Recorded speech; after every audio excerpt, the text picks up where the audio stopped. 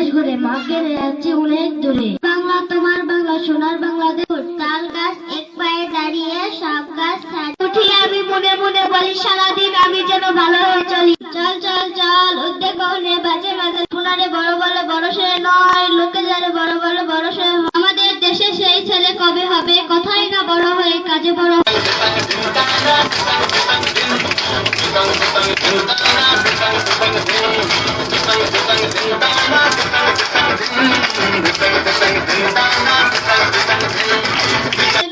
আমি Faruk coaching centre থেকে শেখানো একটি ইংরেজি পত্র বলবো। পত্রটি বাই সেলফ সম্পর্কে। Dear Rima, how are you? I am fine too. Bogura চারি।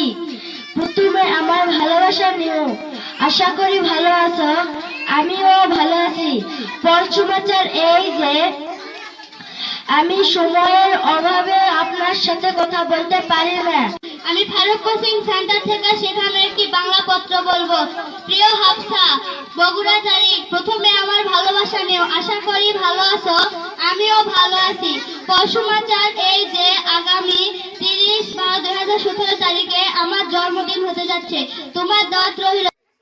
প্রিয়া তোরে তুলসী বাকি কপাল যেমন পুরা, তোর সাথে যে মিলবে না রে ভালোবাসার জোড়া। আজকে ফারুক কোচিং সেন্টারের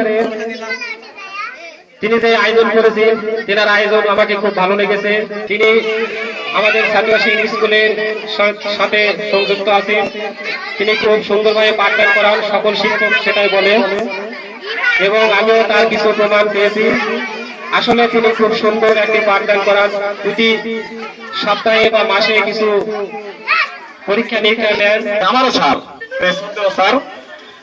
এখন হয়তো অনেকে জানে না, আমি বলেছি আমার অভিযোগের কথা। আমি ফারুক কোচিং সেন্টার নাম করানোর আগে আমি 1 মাসের জন্য বাইরে পড়েছি। সেই ক্ষেত্রে আমিও তোমাদের মতো আমি একজন ছাত্র। আর আমার তোমাদের নৃত্য বা তোমাদের কবিতা, তোমাদের গজল, ইসলামিক সঙ্গীত সব আমার ভালো লাগছে। কারো খারাপ লাগা থাকে ক্ষমা চাচ্ছি।